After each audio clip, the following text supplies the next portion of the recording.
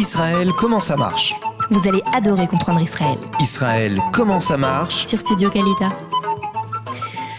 Alors aujourd'hui, un métier passionnant, s'il en est. En tout cas, un métier à peu près, je pense que tout le monde a dû avoir affaire à un cablan. Oui, nous allons vous parler du métier du cablan. Comment ça marche ? Qu'est-ce que c'est qu'un cablan ? Un vrai ? Eh bien, j'en ai un juste à côté de moi. Il s'appelle Marc Lasserie. Bonjour Marc. Bonjour. Ravi de t'accueillir ici. Bah oui, moi de même également.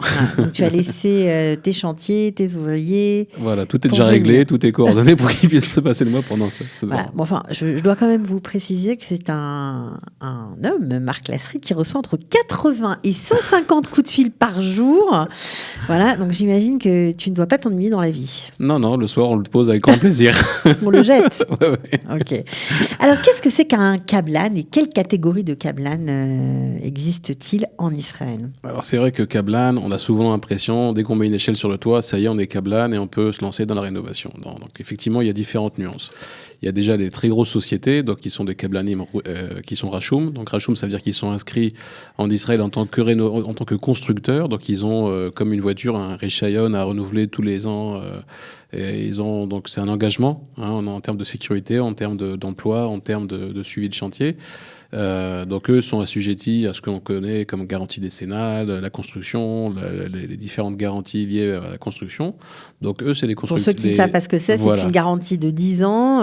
Pendant ces 10 années-là, on peut se retourner vers le cablan pour des vices de construction, des défauts, des problèmes. Exactement. Voilà. Okay. Lui s'engage à ça vient avec le prix de l'appartement qui sont très élevés ici déjà.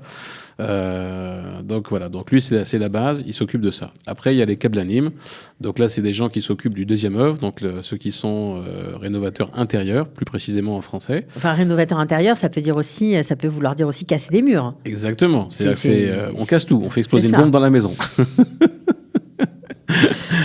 Oui. Voilà. Donc voilà, c'est-à-dire qu'on remet vraiment à nu la maison. On peut ne pas le faire, on peut le faire. Ça dépend des projets, ça dépend des besoins des gens. C'est-à-dire que ça peut être un 5 pièces transformé en 6 pièces avec une petite pièce éventuellement pour un coin jeu, un coin enfant. On peut tout imaginer. C'est vraiment redistribuer la maison, changer les endroits, éventuellement la cuisine, les toilettes dans la mesure des possibilités techniques. Ça comprend vraiment de tout refaire. Et c'est vrai que chaque projet est unique parce que c'est vrai que chacun a ses exigences et ses volontés. Donc je pense que c'est plus passionnant encore que le métier de cablan, on va dire, de construction. D'accord. Parce que lui, il se fie à des plans. Alors, est-ce que justement, quand on casse tout, est-ce qu'il faut avoir affaire à un autre, on va dire, un autre garant de la sécurité de la maison, puisque parfois on peut enlever des murs porteurs, on peut. Comment ça fonctionne ? Est-ce que le cablan seul suffit ou pas ? Tout à fait. Alors, c'est vrai que si le cablan n'est pas ingénieur bâtiment, donc ça c'est pareil, c'est des études qui sont faites en Israël, c'est une des catégories de personnes qui sont assujetties à gérer ces parties-là.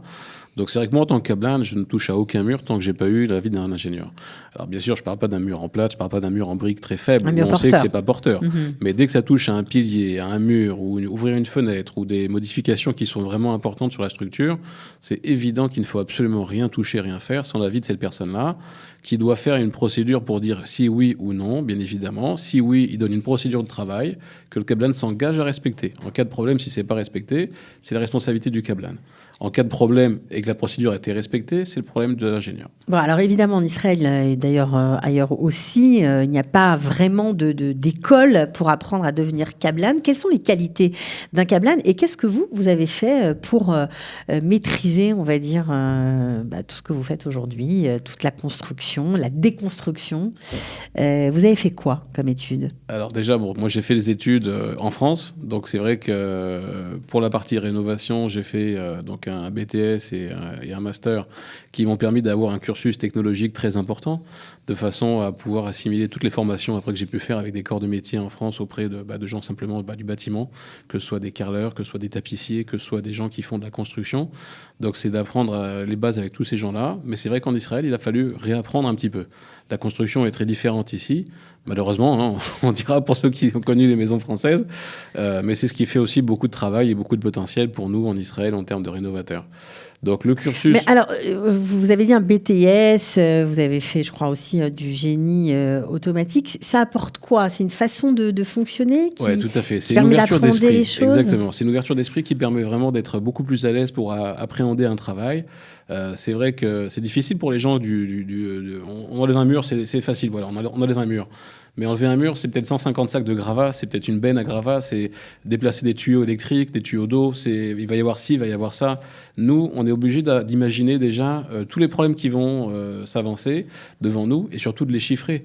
Parce que les gens, si vous voulez, les câblanes qui vont simplement ne pas maîtriser ça, ils vont engager des dépenses pas possibles au niveau des gens qui n'ont pas prévu. Donc moi, avec le temps, si vous voulez, ce que j'ai pu maîtriser, c'est justement les coûts. Et quand j'ai une mauvaise appréhension en disant je pense qu'il peut y avoir un problème, je demande au client de toujours prévoir une enveloppe budgétaire qui permet de finir le travail. C'est vraiment on n'est pas obligé de taper dedans cette enveloppe, mais au moins de prévoir ça. Donc c'est vrai qu'après, la toujours responsabilité... des imprévus, c'est ça? Exactement. On s'énerve contre le câblage, mais en fait, non, c'est la réalité du terrain qui fait que. Qui fait que, exactement. Il y a toujours des surprises. D'accord. Alors, vous êtes, on l'a dit, câblane, vous avez fait des études. Bon, c'est pas toujours le cas de tous les autres câblanimes. Qu'est-ce qu'il faut avoir comme qualité pour bien réussir dans ce métier? Je pense du sérieux. C'est-à-dire qu'en fait, il ne faut jamais prendre les choses à la légère. Il faut toujours avoir une certaine rigueur de travail, une certaine procédure de travail, que ce soit pour soi ou quand on a des ouvriers également. Leur imposer cette procédure de travail, d'abord, c'est la sécurité. Quand on casse un mur, quand on fait des choses, il faut toujours préparer et anticiper le travail.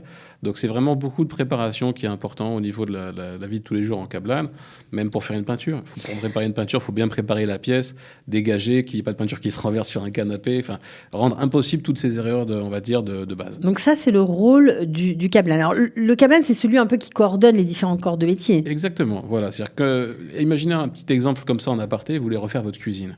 Il faut 5 personnes pour refaire une cuisine. Il faut le câblane qui va démonter l'ancienne cuisine, qui va modifier l'eau, l'électricité, le gaz, il faut appeler un technicien agréé. Et après, il faut remettre tout ça en coordination. Le cuisiniste vient installer, il faut un marbrier qui pose le marbre. Après, il faut que le câblane fasse les finitions autour de ça. Il y a un ordre pour faire les choses. Exactement. Donc le câblane, c'est un petit peu comme un chef d'orchestre, si on imagine une musique bruyante. Mais il faut vraiment avoir cette notion de gestion des gens et des priorités. Alors, vous parlez de gestion des gens et de priorités. Est-ce à dire qu'on n'est pas obligé de connaître tous les corps de métier, de savoir soi-même tout faire? Non, l'intelligence, c'est de se dire, je ne sais pas faire cette partie-là et je la délègue. Moi, si vous me prenez, pareil, vous posez la question à moi. Moi, je ne sais pas faire de l'aluminium, je ne sais pas faire des fenêtres. Je sais en poser, c'est vrai, mais je ne sais pas les couper, les préparer. Donc, je fais appel à des gens qui savent. Pareil pour l'air conditionné.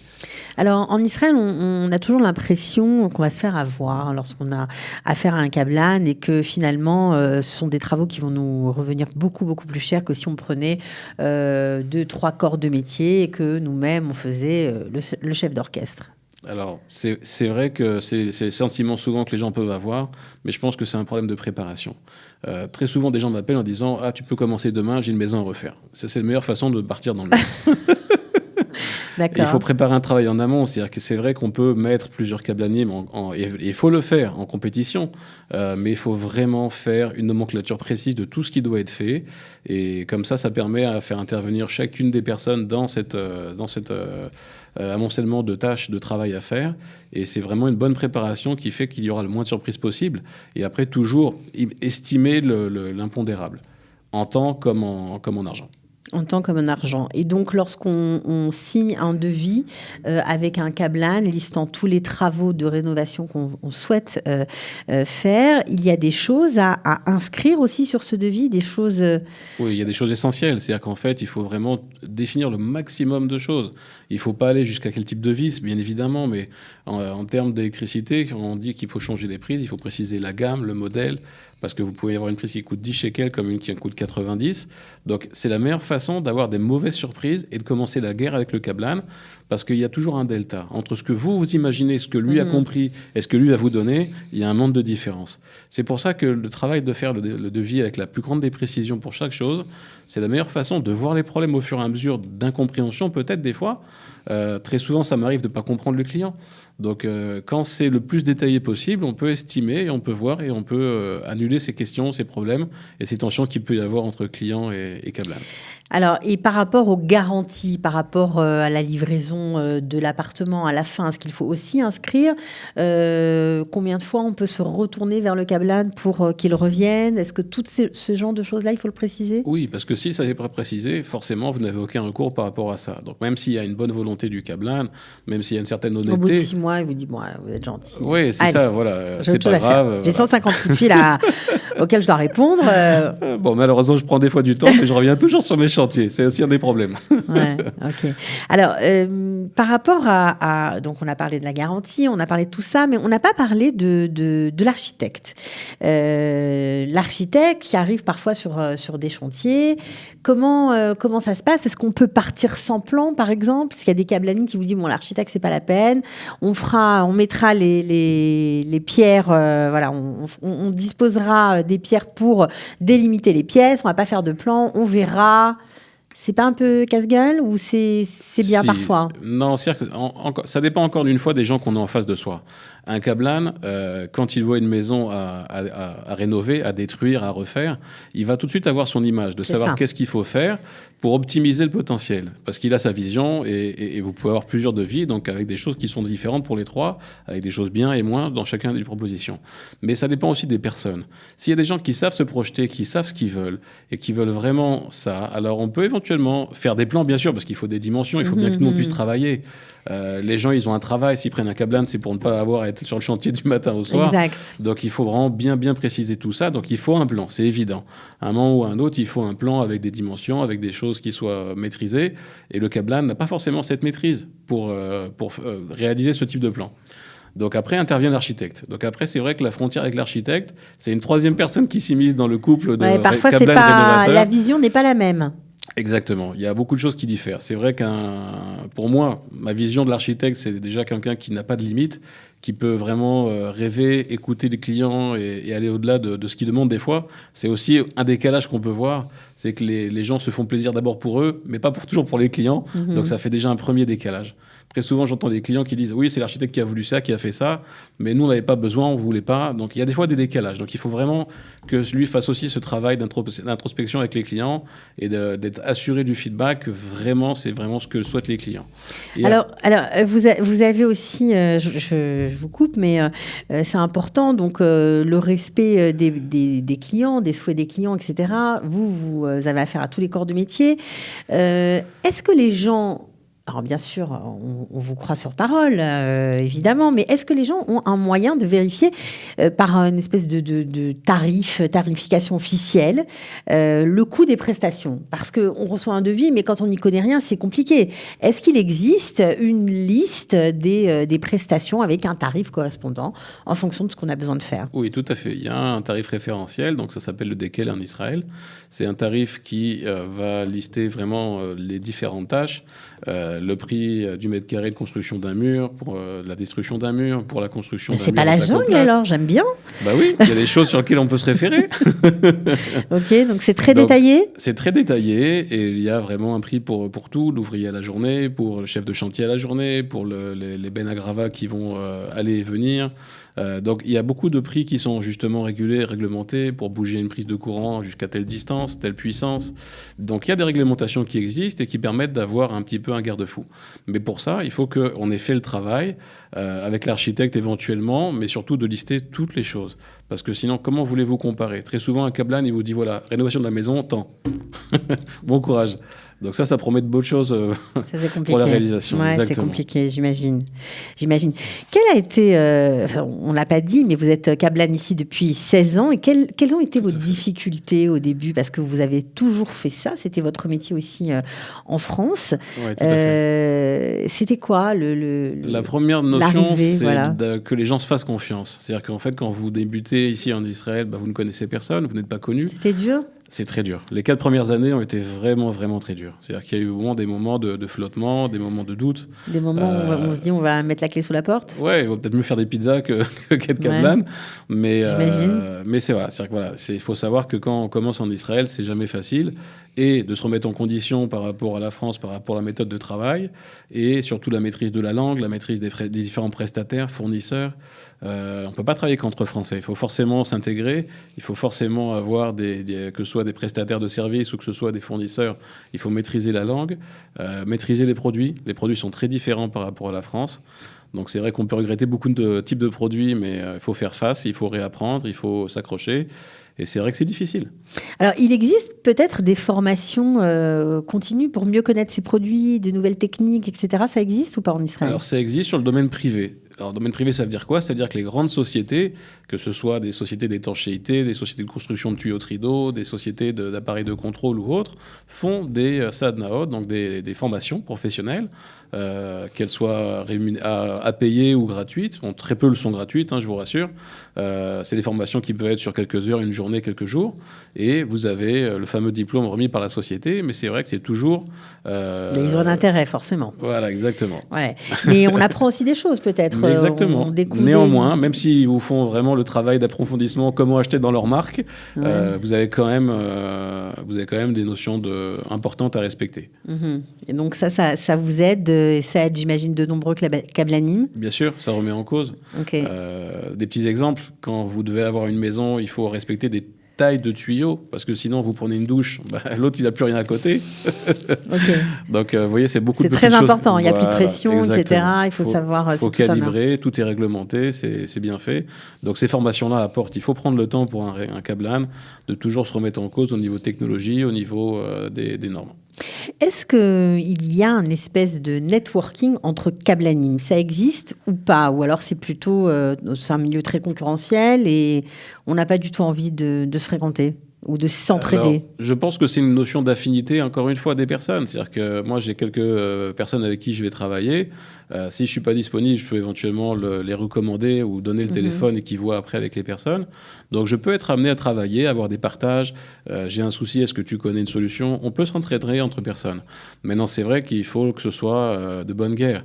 Il ne faut pas que ce soit quelqu'un qui va, si vous l'envoyez en dépannage, vous piquer votre client derrière ou des choses comme ça. Donc, je pense que voilà, c'est vraiment une notion d'affinité qui se crée avec les personnes. Et il peut y avoir cette notion de partage. Il y a quelques temps, exactement, on avait fait une formation chez vous, chez Qualita, un petit exposé, et on a pu débattre avec différents Kablanim, partager différentes choses. Donc ça existe. Non, il n'y a pas de notion de... Il y a eu du monde? Il y avait pas mal de monde, grâce à Dieu, il y avait vraiment 40-45 personnes. Qu'est-ce qu'ils étaient venus chercher, ces gens-là, ces gens de différents corps de métier? Je pense une certaine information, de savoir comment était structuré un petit peu le métier de Kablan, parce que bon, Kablan c'est très vague, il peut y avoir des gens qui fournissent des choses d'électricité intelligente, qui fournissent des technologies nouvelles, qui fournissent des produits nouveaux qu'il n'y a pas en Israël. Donc moi, en tant que Kablan déjà, on va dire, vatique, qui a déjà une expérience en Israël, ça vous m'a intéresse? Beaucoup intéressé, ça m'a apporté des choses. Au début, quand on m'avait proposé ça, je me suis dit, bon, qu'est-ce que je vais apprendre de gens qui viennent d'arriver? Mais en fait, c'était une belle erreur. C'était très intéressant. C'était intéressant parce qu'ils viennent avec la nouveauté. Exactement, avec leur technologie, leur histoire, leur parcours. Et c'est vraiment un partage qui peut être vraiment bénéfique pour tout le monde. Bon, ok, ça c'est chouette. Alors maintenant, en Israël, il y a une spécificité, on va dire, c'est le travail ivri. C'est un peu un sujet pas toujours évident, mais qu'est-ce que vous pratiquez? Est-ce que vous pratiquez le travail ivri avec vos ouvriers ou pas? Oui, c'était un choix, on va dire. Faut pas avoir une notion d'antisémitisme ou de relation. De racisme. Voilà, exactement, de racisme. Moi, j'ai fait le parti de dire, je suis en Israël, je peux travailler qu'avec des juifs, travail ivri. Donc, j'ai pris ce parti-là, bien que je connaisse beaucoup de Kablanim arabes, des ouvriers arabes, où j'ai pu travailler avec eux. J'ai beaucoup de respect. Qui travaillent très bien, qui sont des vrais professionnels. Tout à fait. Et des très bons artisans. Ouais, exactement. Il y a beaucoup de monde bien dans tous les métiers. Il ne faut pas avoir d'a priori là-dessus. Moi, j'ai pris ce parti pris de travailler qu'avec des gens qui sont juifs pour des questions simplement de responsabilité, de garantie. Très souvent, je fais des chantiers où c'est des chantiers qui sont habités. Les gens, il y a des enfants, il y a des femmes. Donc, il faut une notion de sécurité. Donc, je ne pouvais pas me permettre d'avoir des pressions d'ouvriers ou qui viennent faire des gestes... En période de pression, en période de tension. Difficile, de tension. Les gens vont toujours regarder d'un mauvais œil quelqu'un qui n'est pas juif. Donc j'ai préféré mettre de côté cette notion de risque et ne travailler dans mes équipes qu'avec C'est difficile à comprendre quand on n'habite pas ici, en fait. C'est ça, on peut être vraiment catégorifié comme raciste, sectaire ou autre. Ce qui n'est pas le cas. Ce qui n'est pas le cas. Et j'ai beaucoup de respect. Vous savez, il y a plein de musulmans avec qui je travaille au quotidien sur des prestataires, des fournisseurs. On s'appelle pour les fêtes. Et moi, pour les fêtes arabes, je lui souhaite bonne fête. Et lui aussi. Donc il y a beaucoup de respect mutuel. Mais on ne peut pas imaginer la pression qu'il peut lui avoir éventuellement de gens autres. Et puis parfois, ils ne peuvent pas venir travailler tout simplement parce qu'ils sont contrôlés, parce que c'est compliqué. C'est compliqué et donc j'ai préféré ce choix-là. D'accord, ok. Bon, alors maintenant, pour terminer, évidemment, on voudrait savoir un petit truc de Kablan, parce que vous êtes là, on vous a sous la main, donc tout le monde doit avoir en Israël, en tout cas, connu au moins une fois un problème d'humidité, par exemple. Donc, est-ce que vous avez un truc, ou vous avez une solution pour venir à bout des murs qui cloquent, des taches noires, voilà, et des odeurs, bref, des problèmes d'humidité, tout simplement. Oui, c'est vrai qu'on a souvent ça, et surtout spécifiquement à Jérusalem, où les maisons sont des fois mal isolées, mal chauffées. On peut avoir ces problèmes-là, c'est vrai. On rencontre beaucoup, surtout l'hiver, ces problèmes-là. C'est justement, via Kalita, j'ai pu rencontrer un fournisseur qui a importé une fibre de verre, donc avec différents motifs, différentes solutions technologiques, différentes propositions à faire aux clients. Ça marche contre l'humidité. Oui, ça retarde, exactement. C'est-à-dire qu'en fait, si vous voulez, quand vous avez des cloques, des fissures, alors je ne parle pas un gros dégât des eaux, un tuyau qui va éclater, c'est évident que ça ne fera absolument rien, mais au quotidien, quand on a des petits bobos qu'il faut réparer chaque année... Des taches qui reviennent chaque année, par exemple pendant l'hiver, ça marche. Voilà, exactement. Ces fibres-là qui vont être posées comme du papier peint, donc il y a différentes technicités, différentes épaisseurs. Bon, je ne vais pas vous faire l'article aujourd'hui parce que c'est moi qui vous pose la question. Vous pouvez mais en y aller. Tout cas, voilà. Mais en tout cas, c'est vrai que c'est des solutions qu'on commence dès cette année à mettre en place, et c'est vraiment des bons palliatifs. Les murs qui fissurent, c'est toujours disgracieux. Vous savez, un client vous confie la maison, il vous fait de la peinture, mais 6 mois après, il y a une fissure qui revient, il y a des choses comme ça. C'est un sentiment qu'on s'est... Alors, mais la fissure, elle peut être traitée, où on est tout de suite obligé de passer la fibre de verre, par exemple. Il y a différents niveaux de fissure, mais c'est vrai que très souvent, lorsqu'une fissure arrive, c'est que le mur travaille, et c'est pas parce qu'on va la réparer que le mur va s'arrêter de travailler. Exactement. Donc très souvent, il faudra faire appel à cette technologie-là, et c'est intéressant pour les gens de le faire une fois pour toutes. Bon, ok. Alors, on aurait pu parler encore de beaucoup de choses, d'énormément de sujets, du networking, enfin bon, bref, il y a plein de choses à dire. Mais vous nous avez bien éclairé sur votre travail. Qu'est-ce que vous préférez faire juste avant de se quitter dans votre métier? Dans mon métier, je dirais qu'il y a beaucoup de choses, mais c'est vrai que ce que j'aime surtout, c'est vraiment le rapport humain. On s'imagine que le Kablan, c'est un voyou, c'est un voleur, alors qu'en fait, j'aime bien faire mentir un petit peu cet adage.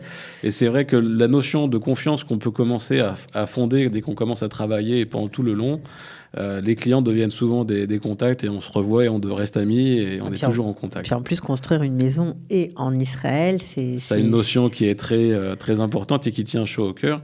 Et c'est vrai que pour moi, si on met l'argent de côté, où c'est difficile de gagner sa vie quand même, c'est le plus beau métier du monde, à mes yeux. Ça, c'est un passionné qui parle. Ok, alors merci beaucoup, Marc Lasserie, d'être venu. Merci à vous. On peut vous retrouver sur votre page Facebook, Marc Lasserie Rénovation. Je crois que je ne me suis pas trompée, je vérifie quand même. Voilà, c'est ça. Merci avec un K, Marc. À très bientôt. À bientôt, merci à vous. Et alors, de jolis chantiers, réussis. Si Dieu et livrés à temps. On fait tout ce qu'il faut pour. Ok, merci. Ciao, ciao. Au revoir.